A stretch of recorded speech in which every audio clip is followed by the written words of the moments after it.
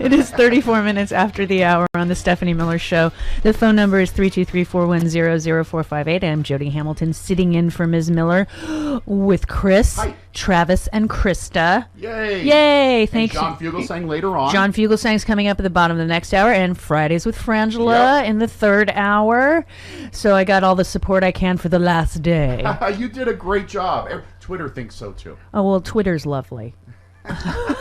They're so nice to me. Yeah. I'm actually lucky on Twitter. And Hilarious Gay on Twitter. I love Hilarious Gay. Got a whole bunch of new followers yesterday. Yes, keep following him, guys. It's at Hilarious Gay. Yes. He is hilarious. Yes, he's the official Hilarious Gay of the Stephanie Miller Show. He is, and Kevin from Chicago. Kevin from Chicago. We got Kevin from DC. We got Kevin from Chicago. Yep. And we have now also Karen from Chicago. Hi, Poo Poo.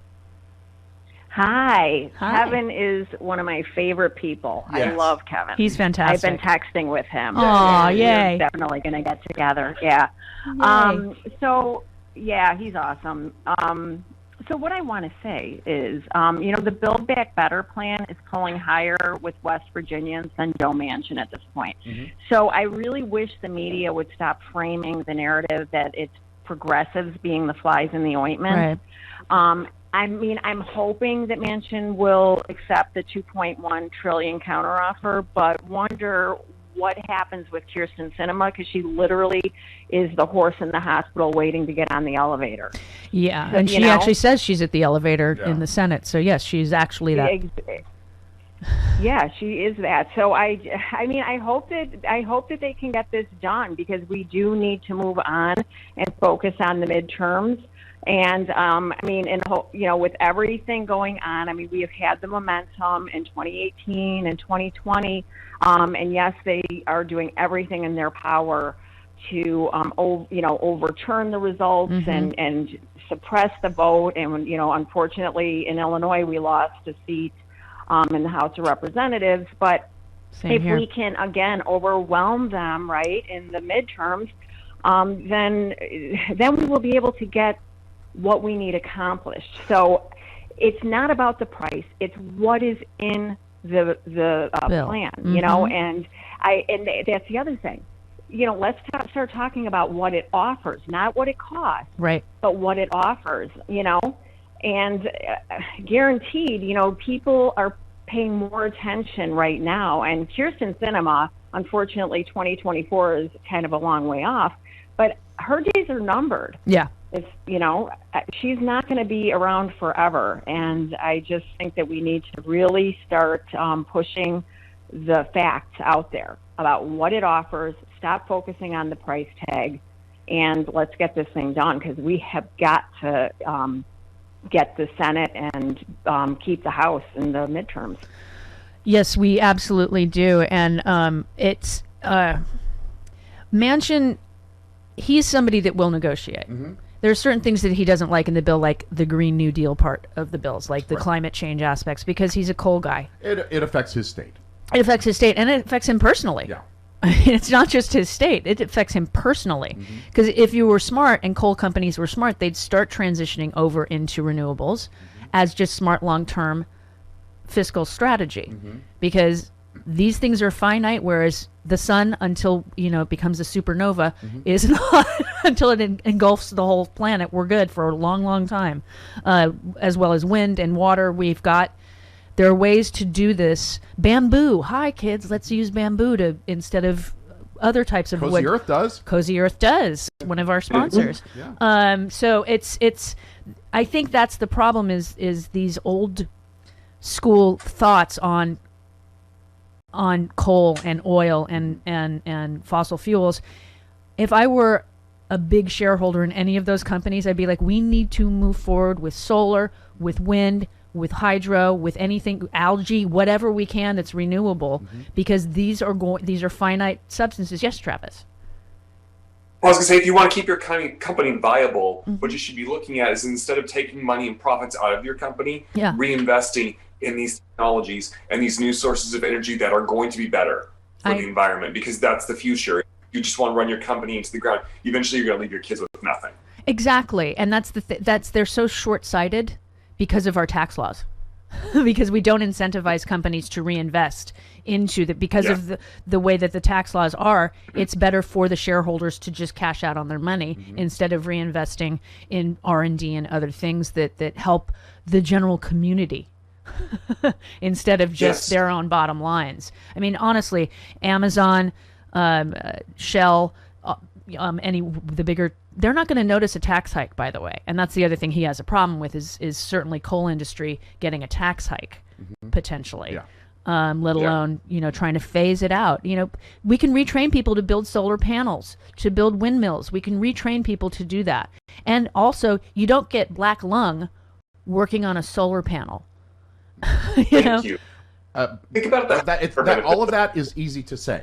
However, I think it was Planet Money from NPR did their podcast, and they actually went to coal country and asked people, why haven't you trained yourself how to work on these new technologies? And they're like, my skills don't transfer to that. Yeah, they do. At all. Not necessarily. Building is built. When you're a 35 or 40-year-old coal miner, you're thinking, I don't know how to learn all of this newfangled stuff. I know how to dig for coal. That's what I know how to do. Well, the other thing that people do forget, by the way, is the coal jobs that are being lost on a daily basis have nothing to do with green energy. It has everything to do with machines taking over their jobs. So coal miners are becoming extinct based on just machines, which are cheaper for coal companies to utilize, and they can dig farther and deeper, and it's not as dangerous for human beings to do that. So their jobs are going away anyway. They just are. Right. But that doesn't help them right now when they need to put food on their table. But I mean, digging for coal is hard labor. First off, it's hard labor and dangerous. But it's what they know. That's why we need to start training sooner than later. Yes. It's called a transition. Right. But these people have said in interviews to NPR, my skills don't transfer to solar panels. That's because they don't know what they don't know. What you don't know, you don't know. Well, that's not necessarily true. They talk to people who have taken classes to get retrained. It doesn't take, because that's just not how their brain is oriented. If you're a coal miner, you don't necessarily have the skills to build solar panels. Okay. But I agree with what you're saying there, Chris, but it's also fair. Let's look at it this way. Think about your children, the next generation. Yeah, maybe my great-grandfather was a coal miner. There you go. You want something better for the next generation. My great-grandfather was a coal miner. My dad worked in a machine shop. I went to college, and now I work in radio. Right. It's better for your kids to get educated and to move out of those industries that are dangerous, or those jobs that are more dangerous. That's great for the future, but they are concentrating on putting food on their table right now. That's why you transition slowly. We should have started this in the 70s. We should have, but we didn't. We didn't because Reagan. Because Reagan got elected. Yeah. I'm just going to go. I'm just putting it out there that there's another side to that story. It's not as easy as saying we need to retrain these people. No, I understand what you're saying, but there is a way to transition. It's not going to be overnight that we don't have coal and all of a sudden we've got solar panels. This is going to take years to train people and years to transition out. It's unfortunately, a slow process, which again, we should have started over 50 years ago, at least 40 years ago. And Reagan tore off those solar panels as a big FU to the sun. I don't know. If those were built in the 70s, they were really inefficient solar panels anyway. But they were only 5 years old. They're not the solar panels that we have today. True, but they were only a few years old at the time. They were still doing better than not. Right. And he just tore them off and didn't replace them with better ones in the 80s, or when he left, or George H.W. Bush didn't put new ones on in 88, Right. So there were things that was just a big FU.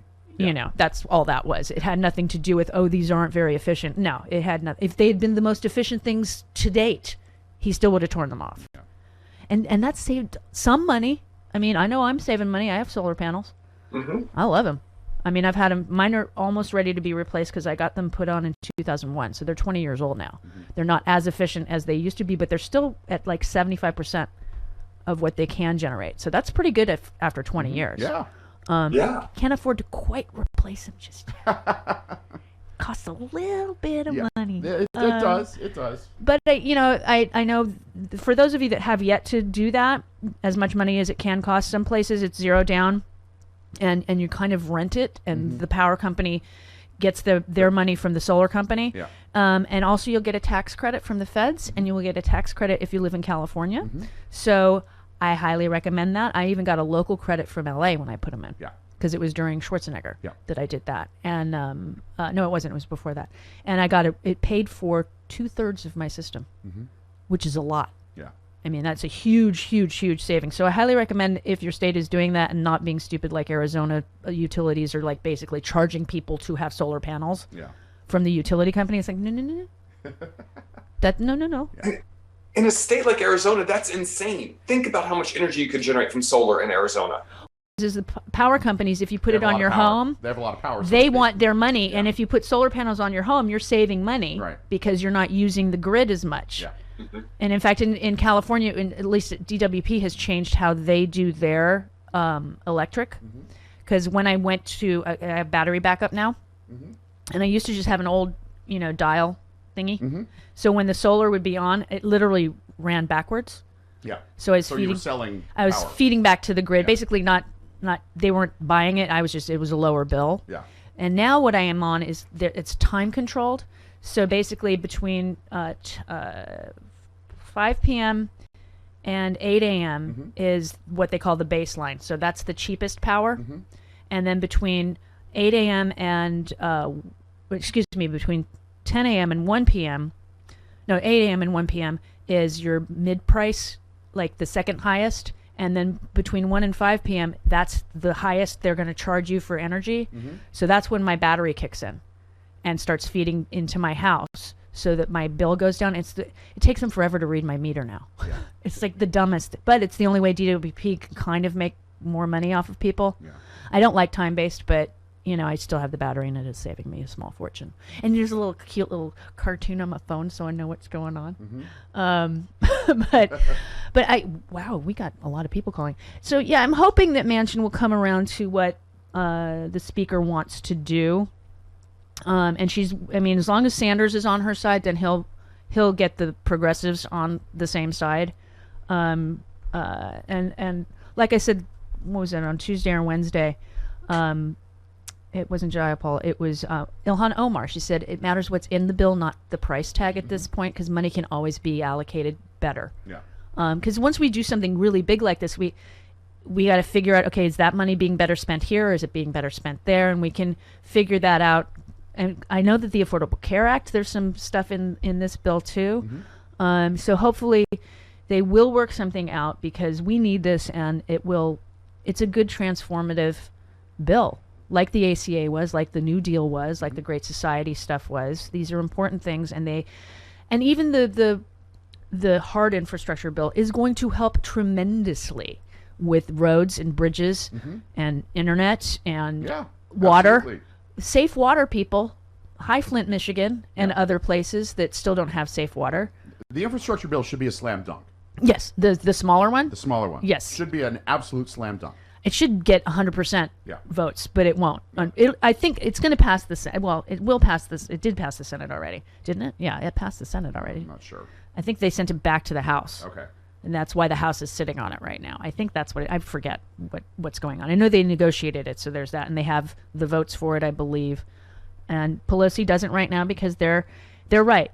I was wondering why they were doing it this way, but if they pass the smaller bill, then the bigger bill will probably languish, because then it doesn't give Manchin much incentive to vote for the bigger bill at that point. Well, I got my roads done in West Virginia. I've got the things people can see done in West Virginia. Why do I bother with, I don't know, childcare, helping out Medicare patients, you know, things like that. Little child tax credit being permanent, which you get monthly. It's not just at the end of the year when you file your taxes. You're literally getting that money monthly, and it's for people, single people that earn up to $75,000 a year, and married couples that earn up to $150,000 a year. So that's a lot of people. Yeah, it's a lot of people, that some of which make a decent living depending on where you live. So, I mean, the child tax credit is amazing. And again, I don't have children and I'm all for it.